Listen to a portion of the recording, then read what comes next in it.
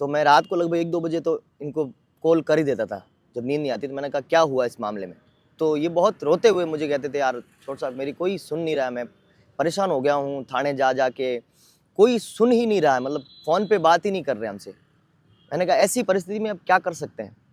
तो मैं वहाँ स्वयं गया, मैंने कहा मैं तो अगर फ़ोन पे रिकॉर्ड नहीं होती तो वो हमको धक्के देके वहाँ से निकालता।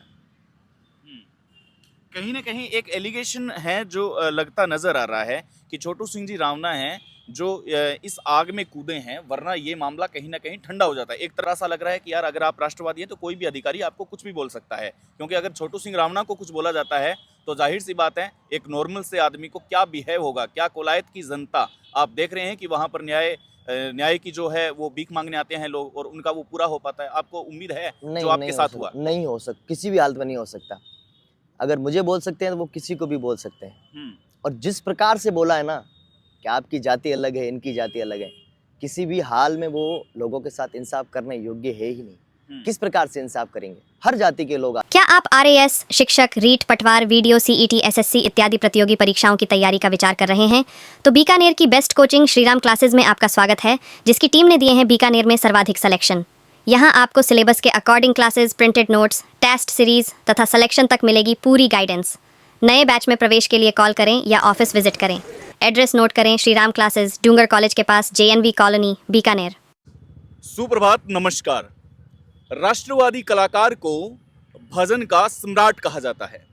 यहाँ पर उन्हें सुनने के लिए लाखों नहीं बल्कि करोड़ों लोगों को उम्मीद होती है कि ये कहाँ पधारेंगे, लेकिन कभी इनके फैंस ने ये नहीं सोचा होगा कि इस कंपाती सर्दी के अंदर और न्याय का मंदिर है सामने, आप देख सकते हैं। यहाँ पर छोटू सिंह रावना को इस तरह से रात गुजारनी होगी।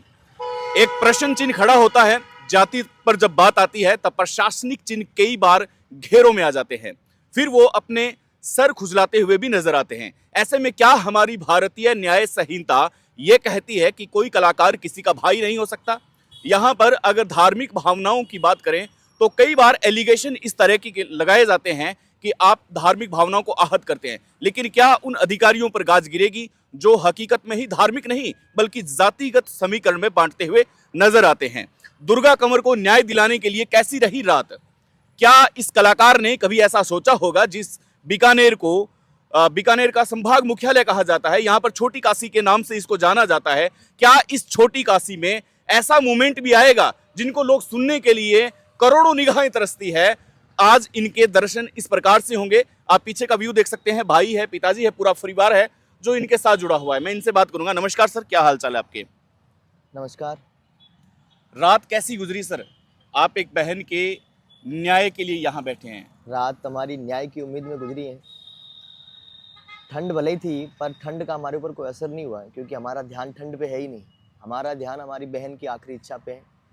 आरोपियों को गिरफ्तार करने के लिए उन्होंने आज का समय हमको दिया है, हम शांति से बैठे हैं। रही बात कलाकार की, तो कलाकार होने से पहले एक इंसान हूँ मैं, एक व्यक्ति हूँ जिसका दायित्व बनता है अपनों के प्रति, अपने घर वालों के प्रति, अपने मित्रों के प्रति। तुलसीदास जी की एक चौपाई है, धीरज, धर्म, मित्र और नारी। इन चार चीज़ों की विपदा में ही, आपत्ति के समय में ही पता चलता है कि ये चारों चीज़ें किस प्रकार की हैं। और आज इस आपत्ति की घड़ी में अगर इस परिवार के साथ नहीं खड़ा रहूं तो मेरा कलाकार होना भी कोई मतलब नहीं है। मंच पर गाना, लोगों को उपदेश देना एक अलग बात है, उसके ऊपर खरा उतरना और उसके लिए जमीन पर जाकर लड़ना वो अलग बात। सर कैसे लगा सर आपको जब एक अधिकारी ने आपको जातिगत समीकरण में बीच में टोकते हुए आपको टोका?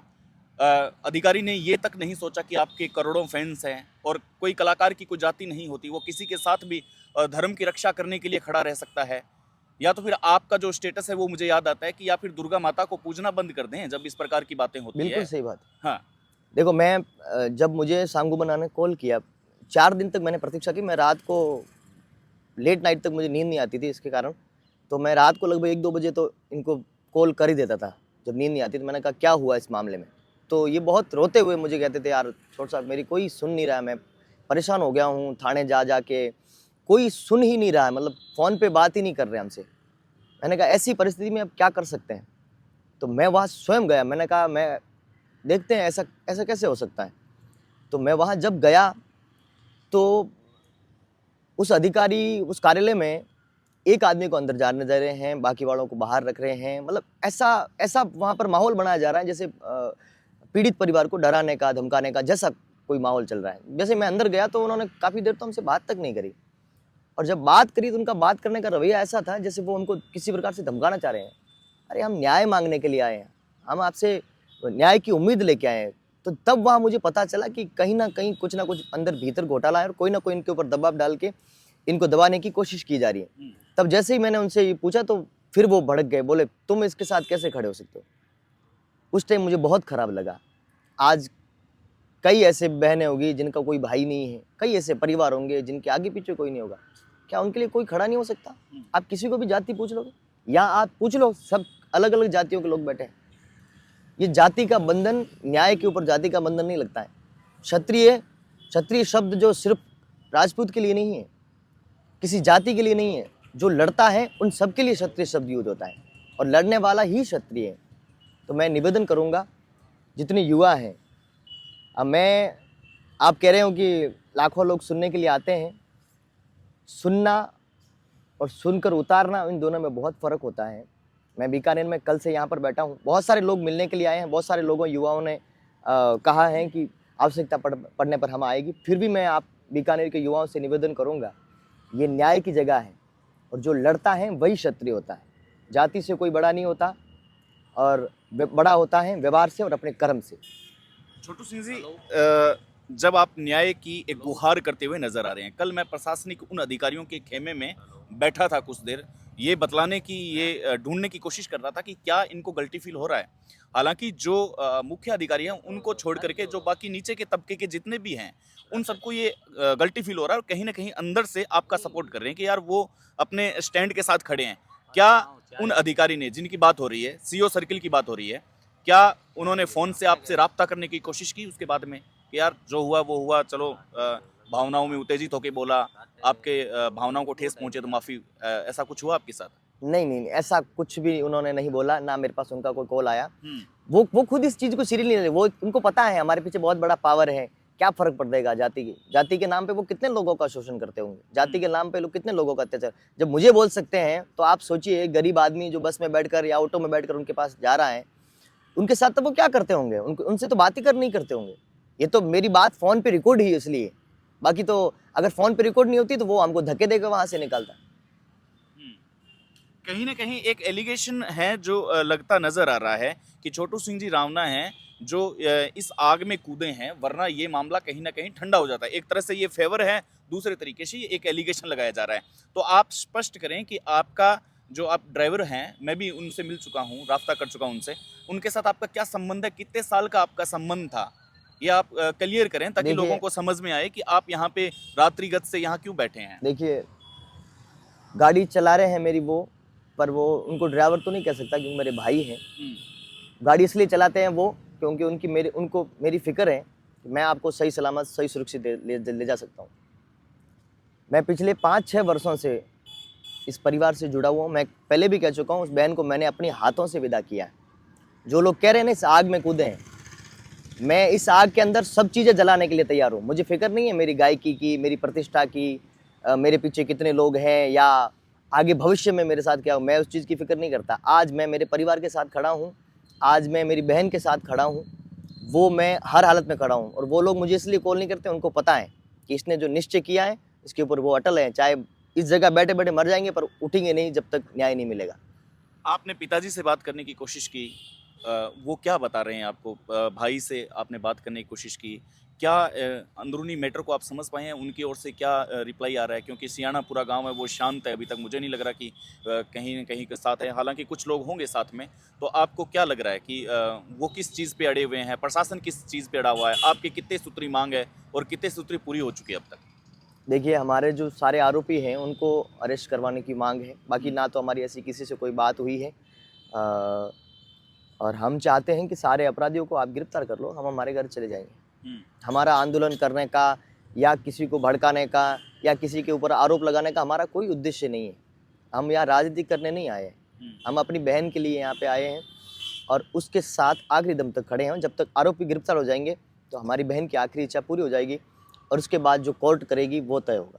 एक तरफ छोटू सिंह जी महाकुंभ का शानदार आयोजन हो रहा है, दूसरी तरफ आप जैसे राष्ट्रवादी गायक हैं उन पर सरकार नाज करती है, आपके कई बार स्टेटस भी लगाती है, चाहे पूर्व मुख्यमंत्री सीएम राजे की बात हो या किसी भी क्षेत्र के विधायक की बात हो। क्या आपको लगता है कि जो धार्मिक भावनाओं को रख के भारत भूमि के लिए लड़ता है या भारत भूमि के नौजवानों में जो जोश भरता है, ऐसे गायक को उस अधिकारी ने अगर नज़रअंदाज किया गया है, तो आप मानते हैं कि आज के समय में राष्ट्रवादी होना कहीं ना कहीं एक खतरा सा लग रहा है कि यार अगर आप राष्ट्रवादी हैं तो कोई भी अधिकारी आपको कुछ भी बोल सकता है, क्योंकि अगर छोटू सिंह रावणा को कुछ बोला जाता है तो जाहिर सी बात है एक नॉर्मल से आदमी को क्या बिहेव होगा, क्या कोलायत की जनता। आप देख रहे हैं कि वहाँ पर न्याय की जो है वो भीख मांगने आते हैं लोग और उनका वो पूरा हो पाता है। आपको उम्मीद है जो आपके साथ हुआ? नहीं हो सकता, किसी भी हालत में नहीं हो सकता। अगर मुझे बोल सकते हैं तो वो किसी को भी बोल सकते हैं। और जिस प्रकार से बोला है ना कि आपकी जाति अलग है, इनकी जाति अलग है, किसी भी हाल में वो लोगों के साथ इंसाफ करने योग्य है ही नहीं। किस प्रकार से इंसाफ करेंगे? हर जाति के लोग आते हैं, किस जाति में गरीब नहीं है? आप मुझे बताओ, किस जाति में गरीब नहीं है? सबके पास महल है क्या? सबके पास घोड़ा गाड़ी है क्या? हर जाति में हर प्रकार के लोग हैं, गरीब है, अमीर है। अब आप जाति की उस प्रथा को, जो अमीरों की प्रथा होगी या उस जाति में गरीब और अमीर दोनों के ऊपर एक ही प्रथा थोप दोगे, वो आदमी कैसे जिएगा?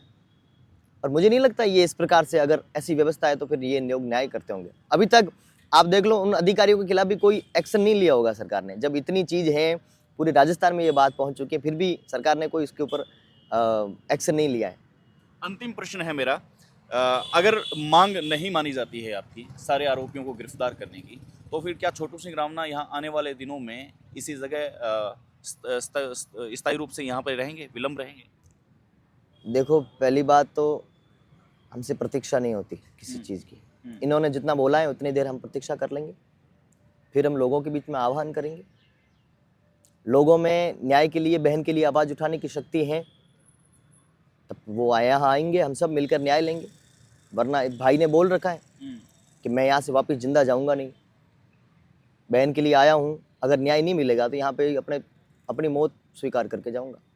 उस घर में एक बहन चली गई है, माँ घर पे बीमार है, भोजन कर नहीं रही है, और भाई ने ये ठान रखा है कि जाऊँगा जिंदा यहाँ से तभी जब उसको गिरफ्तार करोगे। बहुत बहुत आभार, धन्यवाद। तो श्री कोलायत की वो भूमि जहाँ पर लोग तीर्थ करने आते हैं, लोग अपना पाप धोने आते हैं, लेकिन दूसरा जो है पुष्कर भी कहा जाता है, लेकिन श्री कोलायत में अगर राष्ट्रवादी कलाकार, जिसको पूरा इंडिया ही नहीं, पूरा जो भारत के समूचे जो लोग हैं जो बाहर निवास करते हैं, वो भी इनको सुनना पसंद करते हैं, क्योंकि ये इनके अंदर राष्ट्रवादी भावना है। लेकिन क्या एक राष्ट्रवादी कलाकार को इस तरीके से आंकलन करना और उसकी समीक्षा करना, ये कितना जायज़ है? और क्या श्री कोलायत में जहाँ पर लोग पाप धोने आते हैं, वहाँ पर जो पाप हुआ है उसकी रक्षा करने हेतु अगर कोई भीख मांग रहा है तो उसे इस कदर से दरकिनार करना कितना जायज़ है? मिलते रहेंगे। नमस्कार। आपका सुबह का ये वातावरण आपके समक्ष था। नमस्कार।